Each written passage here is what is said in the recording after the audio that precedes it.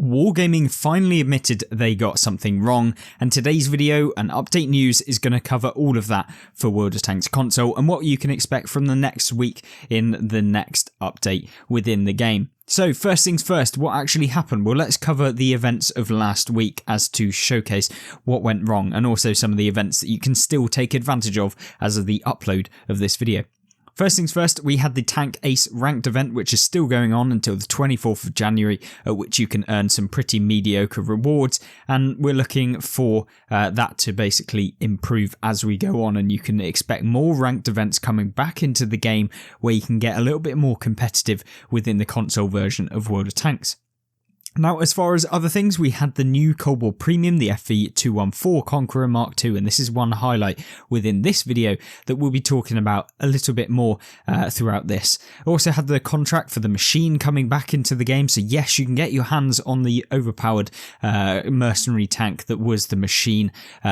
Maybe not so overpowered as much anymore, but it certainly is a very, very, very competitive tank currently within the game. Then we have tanks reforged for the French Heavies. You can see the win rates of all of these tanks increasing dramatically for some of them, obviously not so much for the others. We have the BDR at tier 5 improving by 3%, etc. I'm not going to go through all of the percentages because it's boring and you probably don't want to see it, but there you go, you can see them all there. They've basically improved as would be expected when you give them all armor buffs and gun buffs. So yeah, there we go. Obviously, Tier 10 double silver week at the moment, so you can take advantage of that and use that to your kind of benefit to be able to grind out a lot of silver within the World War II game mode. However, you could probably just play Cold War and earn more money anyway. Paladin Challenge Week 3, so yes, you will be able to have already completed the Paladin Challenge for the free premium Tier 8 heavy tank from the British line if you did manage to complete all of those, or alternatively next week, if you have the ability to complete 3 out of the last 4 weeks, you would have been able to get the Paladin within the game. So hopefully you get yours and join the 10,505 players who have also earned their Paladins. Class-based matchmaking second test is coming in, came in between the 21st and 24th, so that's the weekend as of the recording of this video. So yes, you will be in class-based matchmaking tests, so hopefully that comes into the game quickly, which helps balance light tanks on each team. And then yeah, moving forward, so next week, this is the key area of today's video where we're looking at the update, and that is that the new World War II premium tank is coming into the game. This is the Charlemagne, and I will post a video or picture on screen of what this tank actually is. It's a tier 8 British heavy tank, plays very much like, I don't know, if you've ever looked at the Inferno tank, which I've done a video on not that long ago, it's the similar sort of playstyle. You have a pretty hefty gun from memory, so yeah, you can push out quite a bit of damage at tier 8 for a British heavy tank, which typically have low alpha, but this one has a little bit more and so feels a little bit more bulky. So we'll look into a review next week and see whether we can actually test out this tank in game and whether it is actually any good. Then we have the new Premium 3D Commander Travis Sparky Nelson, which you can see at the end of this video. I'll link screenshots to both of them or just place them on screen right now. And then we have the +1/-1 weekend beginning next weekend on the 28th, and that will last until the Monday, the following Monday. So this is really, really good. I'm always an advocate for +1/-1 matchmaking. Do I think it should be in the game 100%? I've had a little bit of thinking on this where I've gone, yeah, just put it into the game because it will help new players and retain players, but then will it? I don't know. Yeah, I think it's kind of one of those things where maybe they should have week on, week off, week on, week off of having +1/-1, +2/-2. I don't know how they can work it, but I feel like, the weekends are good for everyone generally. And so, yeah, I think that would be a good choice for the game, having the +1/-1 on every weekend, in my personal opinion. But of course, leave your comments in the comment section down below as to whether you actually enjoy +1/-1 matchmaking.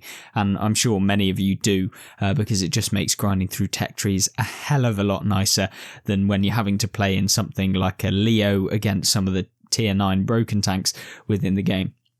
Obviously, moving forward into kind of the key bit of this game and a thing that I think definitely needed to happen, and that is after reviewing the Conqueror. So this is the Cold War Conqueror premium tank that came into the game last week, the FV214 Conqueror Mark II. Wargaming have decided to buff it, so they knew that this tank wasn't good enough, and so this tank is getting buffed. It's a premium, is getting buffed.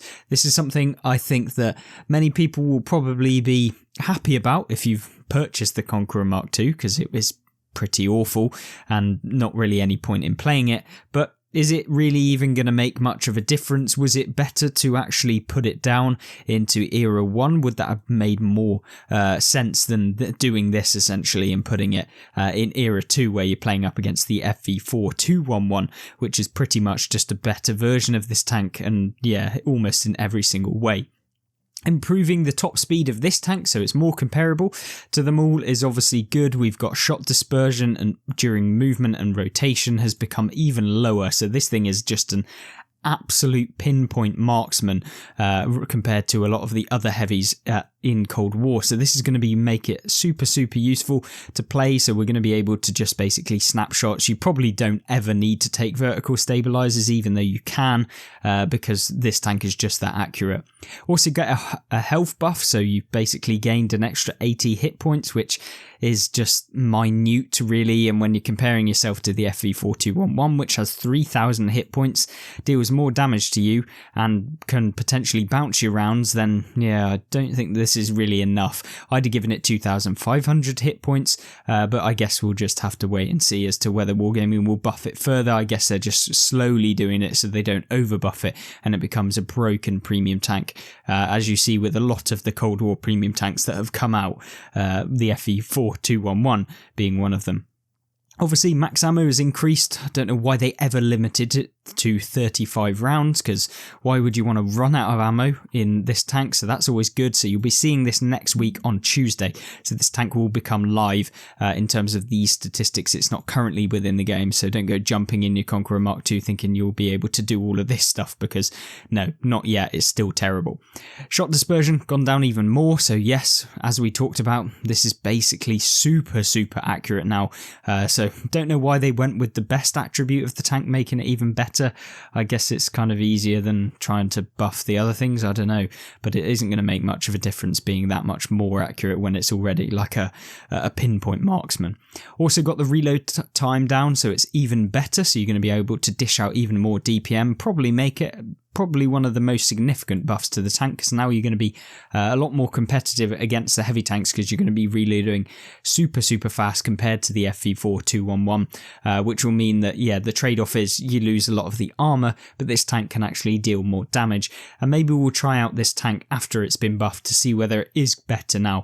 And yeah, I guess that's something we'll have to test out and showcase to you guys in a video coming next week. Obviously, then we've got the updating camos on Cold War tanks, and then I've got something that we'll talk about in a little bit more detail, and that is the other topics that Wargaming talked about on their stream yesterday. So that's the Friday, the 21st, and that is that the Marks of Excellence. Wargaming suggested that what we'll do is we'll take, instead of having the last 100 battles being how Marks of Excellence are calculated, we'll take the best 100 battles that you've played, and that's how they'll rank essentially how well you've done compared to others. Now, in my personal opinion, I didn't like that idea. It basically means if you just play enough of the tank, you'll get the Marks of Excellence, which takes away the whole skill factor about having it. If, yes, I could get the Marks of Excellence faster if I was better than someone else, but eventually that person who maybe wouldn't be able to get 4 marks currently as it stands, because they may not be good enough, I don't know, just taking this as kind of a theoretical, they're not going to be able to get the 4th mark, and therefore my 4 marks means a lot more, because basically you have to be really good at that tank that you're playing to get that 4 Marks of Excellence, whereas the new system would therefore kind of take away that prestige of having that and being able to be one of those players. And I just don't think it was the right change for Marks of Excellence, considering it's to showcase the best players in the game, or players that really know how to make a tank work. And if you're changing it to a system where players that maybe don't know quite as well how to use the tank but just play 10,000 games, yeah, it's not particularly the best way I'd go. If you want to make it so that players get rewarded for playing the tank a lot, then just bring in a system where, you know, if you play 1,000 games in a certain tank, you get a specific skin. And it doesn't have to be like specific to every single tank. Just make a blanket skin that everyone can use if they reach 1,000 games on a tank. It just gives a little bit of a reward if that's a system that you would like to implement as well. So I think that's something that would be interesting. You know, give someone a novel thing that you can get on your tank, maybe at 50 games played in a tank, 100 games, 250, 500 and 1,000. You know, those are just ballpark figures. They could put whatever they want, but that's essentially something that I would like to see come into the game. So make your own mind up. Let me know in the comment section down below whether you would like to see some sort of kind of progression of playing a specific tank and some sort of reward for showcasing that you have played this tank a lot within World of Tanks console. Let me know. Obviously then we've got the next maps to return to the game, having been confirmed by Wargaming as Hidden Village, Pearl River, Great Wall and Nomonhan. These are 4 pretty decent maps. Hidden Village being my least favourite, Pearl River being a fantastic one, really, really fun to play, whether or not they'll go with the PC's version or the modified version, or whether they'll go with the old console like kind of version of the map. There's 2 different ones, obviously. If you've ever watched any of Quickie Baby's videos or anyone like that who's been playing on PC, then yeah, you'll know exactly how Pearl River is. The console version, if you haven't been watching any kind of console video creators for a long time, then I guess you won't know what it's like. But essentially they don't have that middle area up to the left. It's literally just that central area, and there's no kind of path up where you can use the central area to then get vision on all of the middle. So there we go. Obviously we can do a full video on that and how to play it when it comes out. And then, of course, we've got Great Wall, pretty much the exact same as the PC version. So if you want to check that out, go to any of the PC, console creators, or PC creators even, and then you can check out that. Nomonhan, I think that this was actually a console exclusive map, so you won't be able to see it unless you go back to the Beard guys, who probably have a video on this map, and I would recommend actually doing that just to get yourself and familiarise yourself with the map. Nomonhan, really, really good. I think it's basically a fantastic one for every single tank class. You can go left, you can go right, you can take the mid route, which I wouldn't really recommend because it tends to get basically peppered from both sides. But yeah, a really, really fun one. I've enjoyed all of them. Hidden Village, my least favourite, is basically like a circular map, if that makes sense. Yes, obviously it still has the square mini map, but essentially it's like a circle. You've got this untraversable bit in the center of the map, and then it's basically going right or left around in like a circular direction, and whichever team basically takes one side typically then turns around and wins as the enemy team have taken the other side. So yeah, check out that map. Obviously on previous videos, I don't know if I've got any on the channel, but they might have been from like 4 years ago when it probably wasn't as nice to watch. So yeah, maybe check out like the Beard guys, like I said. Obviously then we've got the next tanks reforged, which is the hint being mid-size wall, Great Wall, China, mid-size, medium tanks, Chinese mediums potentially.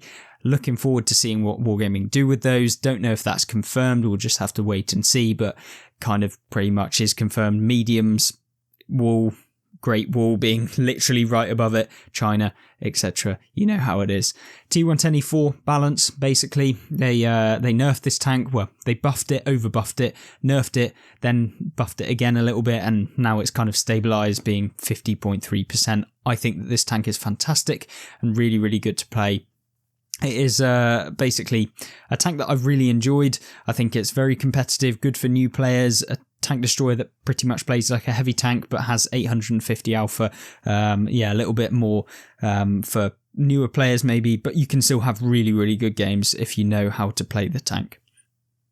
Also, Wargaming finally have decided that they're going to be limiting the number of arty in platoons to 1 for faster matchmaking, team balance, and to prevent exploits. For example, 3 players playing in the equalizer with the kind of burst clip of the tank, which, imagine 3 auto-loading premium artilleries at tier 8 that just bombard people and just destroy your crew pretty much and they don't even deal much damage to you. So yes, I think that is a fantastic change. Artillery in platoons might be getting limited to 1. I think that this is really, really, really, really good change. And I think it will help out pretty much everyone, because there's nothing worse than, say, for example, 3 T92s in one singular game where they all focus one singular area of the map and they don't even have to hit you. All 3 of them could miss you and you're taken out from the game and there's nothing you can do about it. And often it's the furthest one forward that gets spotted first that ends up getting taken out, not the person camping at the back undetected for the entire game. So there we go. That's my opinion on it. I think it's really good, but obviously you guys have differences in opinion. So let Wargaming know what you actually think of this in the comment section down below. And so yes, they may be even helping to make the game better. So I'm looking forward to seeing how that will work, whether that will actually even come in the game, since Wargaming have literally highlighted that they're only thinking of limiting number of RT in platoons to 1. So definitely let Wargaming know whether you think this is a good or a bad change, and you can do that in the comment section down below. Update on the recently released FV4201, the T95E1. Win rate is currently 61%. 61% in a premium tank. Yeah, that's very, very good. I think that that's definitely something that I think is a little bit too high. Definitely see a lot of them in the matchmaker. Don't know how it will basically work out. Maybe it's just because good players are playing it, but we'll have to see long term. There's also been a kind of update as to the report section within World of Tanks console. People think that it doesn't actually make a difference. Wargaming have released how many people have been banned for in-game misconduct from the reporting section. Basically, I don't believe that they did actually do anything back long, but now they seem to be taking a bit more of a stance where people are getting banned for the various different things within the game. So yes, you can see 144 have been banned for being idle or AFK within the game. 35 have been banned for harassment, which will probably be, pushing people around, pushing them off of cliffs, just being an absolute nuisance. That will also take into account unsporting behaviour. Maybe the harassment will be messages and stuff like that people have sent people at the end of the game.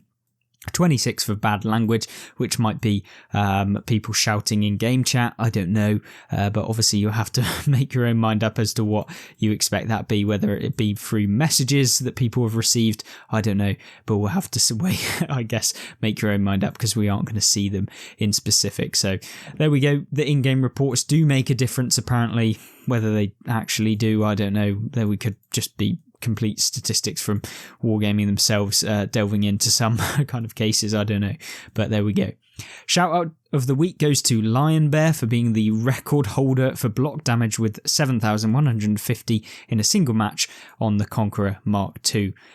Don't be fooled, the Conqueror Mark II's armour is absolutely horrendous. You will not be blocking 7,000 damage in this tank anytime soon.